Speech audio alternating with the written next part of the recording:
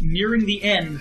Just have to slog through the Stunlock refights and then fight everybody's favorite clown. Damn it, clowns. How long has he looked like a clown? I honestly don't think he actually does look like a clown. That's only you that says that. It's mostly the face makeup around the eyes. So there's a couple different explanations for that. I think one of them originally comes from this one, where scars that Zero gives him kind of resemble the pattern, but it's not actually shown that way, so like it's kind of a stretch to think that. In Maverick Hunter X, during the OVA, which is up on our channel, so you can watch that if you want, the scars, the purple lines are scars that are given to him by X before the rebellion thing really picks up. Like, he launches the missiles, X is like, no, goddamn it, and then like... Shining finger pulls a shining finger and does that. Which I actually prefer that as much... Yeah.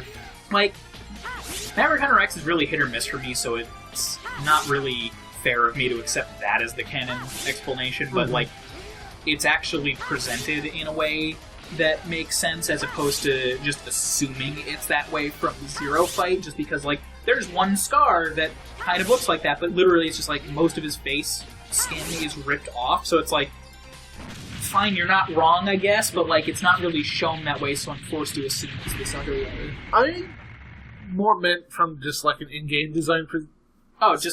He's always had the details in game. I know, but it's like, especially in like the close-up shots of him in Extreme 1, he's very fucking clown-like, and I don't remember him looking like that in like 1, 2, and 3. That's because there aren't mugshots. That's like, there's nothing getting blown up in Game Boy resolution. Like, I think it's fine. Like, I like Sigma's character design, and I like how they constantly rehash it while keeping like the basic. Yeah, like his head is always the same, but then there's always like he has a new body. I think that's cool. Yeah. With like some minor cosmetic changes, but that's mostly just like art style related versus like actual like, oh, he's got like laser eyes now, except he does actually literally have laser eyes, so that's a bad example. But yeah. So, also, at this point, speaking of Sigma, it's kind of a fair assumption that, like, uh-oh, someone else is doing bad stuff.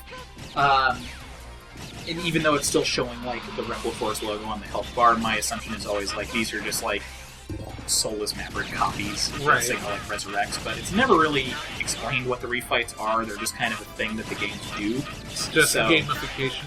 Yeah, like, it's basically just, it's happening.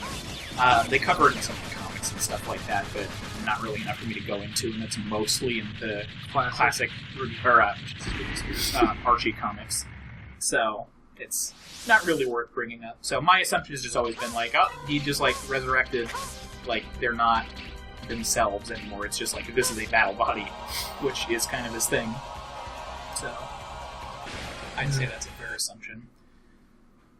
I think we've covered most of the political-related stuff that's relevant right now. Once Sigma pops up, there's going to be some more, I'm sure. But presently, this is all just throwing fish at the guy. Actually, there's an interesting line in the Japanese version, which, for Split Mushroom of all people, is like, one of his lines is, "Let's play heroes, you're the bad guy," which is kind of like, this is a grayish political situation thing, but it's coming from the fucking Maverick and not one of the... Yeah. Well, so, one of the things that becomes more of a running theme later on, especially in 8, it's really heavy in 8, which I love about it, was Sigma really the bad guy? Because, like, really, when you think about it at base level, he's really just, like... Another victim? Well, no, not even a victim. Like, he's just, like, he doesn't like how humanity operates and just wants to do things his own way. And, like, it's basically just independence. Right. It's a really violent way. Like, it would basically be sympathizing with, like, an actual genocidal maniac, but... Like, it's one of those situations where, like, nobody is the bad guy from their own perspective. Yeah. And it's just, like, that's an interesting thing to stop and think about. So that kind of dialogue being here early on makes sense, because it gets brought up more and more as the series progresses, where it's just like, I just want to build my own world, which, yes, is crazy, but, like, at the same time, is like, the United States did that, like governments do that all the time. It's just a real thing that happens. So it's not just like, I'm evil because fuck it. This is just my genuine belief. Kind of neat. So, thanks for bringing that up. It would be better if his genuine belief wasn't, I'll make my own world and then murder all the humans, because seriously, fuck those guys. Well, yeah, but that's the thing, is like, just genocidal maniac sort of thing, but it's still that. And earlier on, he's less like that. He's just like, I'll rule the world, and then it like slowly progresses in this one to like, I'm just gonna blow it up. It's like, don't. Why is this advantage? And I mean, that could just be coming from, I'm so sick of losing, fuck this, here's the fuck you button. But, it's also just like, we have to write another plot. Hurry, what do we do? I get that he has lots of plots, but I never really get his motivation. That's why I'm not a fan of Bowser Syndrome. Yeah. Which in this would be Sigma Syndrome or Wily Syndrome or whatever. It's like, that's why I like the storyline in Zero onward, as far as game production stuff goes, because it's like that in everything after X. All the Mega Man games are like that, where it's like, it's a different, or at least it's an actual progressing storyline. So it's not just, Sigma's back, and this time he's a lion, and like, this time he's a giant Oni, or like something, and like, this time he wants to take over Earth, this time he wants to blow up Earth. It's like, alright, this is getting away from you, just like, introduce a new bad guy. And in this one, it could have been Rebel Force, or something, or like, something else. Or this could literally be the last Sigma plot, and then 5 and 6 onward would do other things. Or actually, 5 would make sense at the end of the Sigma storyline, if it were put together better.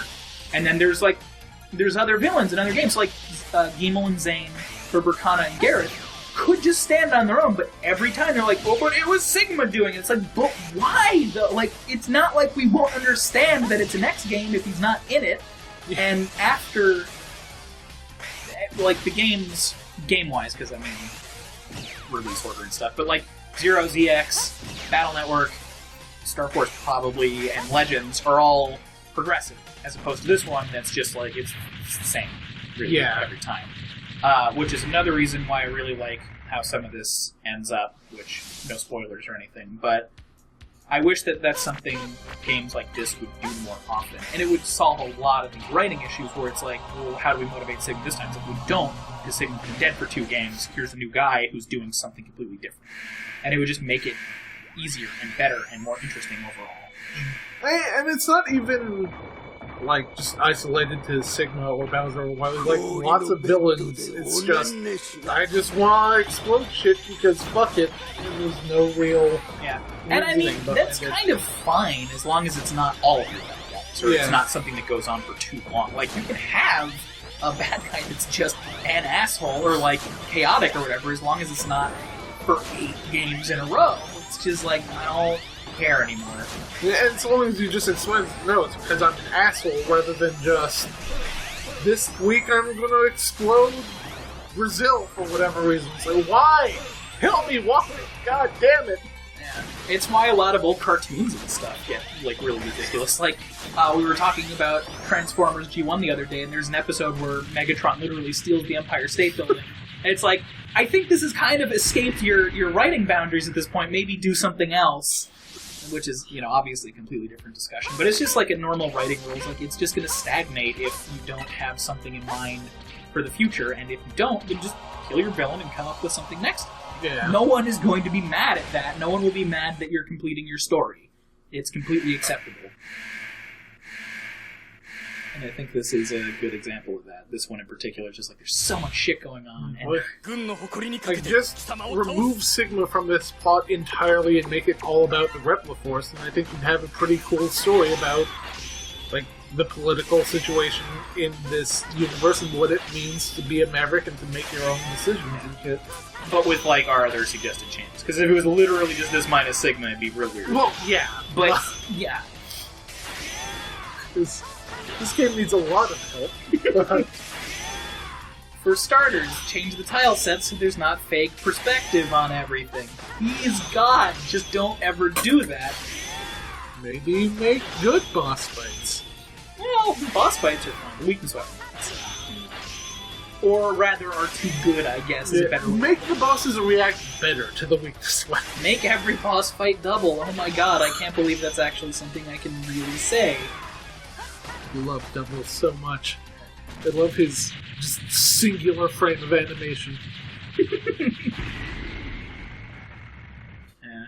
So, that's all of those. What else do we even have in this episode? It's cut when he shows up, right? Sigma taunts us, and then it goes to a loading screen. So, yep, that's a good enough place to stop his enemy. Cool, that sounds nice and natural. What else do you have to talk about for this episode? I'm going to bed. Yeah, well, so we've got this now. Why is he cosplaying as the Grim Reaper? Because he has to have 3 forms. Myth, you need to fight him multiple times, and that's a form.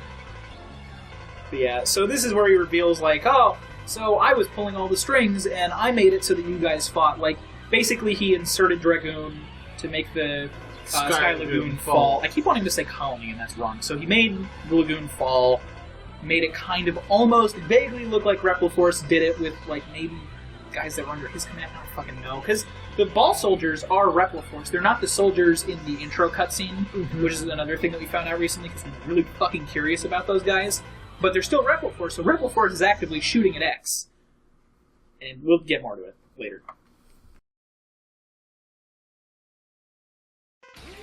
I just realized there's no secret weapon in this one. There's the ultimate armor, which is a password entry thing. I think you can get it in another way, but I don't fucking remember how, nor do I care to be, like, that overpowered. It's just... it doesn't really serve any purpose. Right. Past me, you are incredibly incorrect. First of all, X4 has the ultimate armor barred behind a password. There's no other way to get it.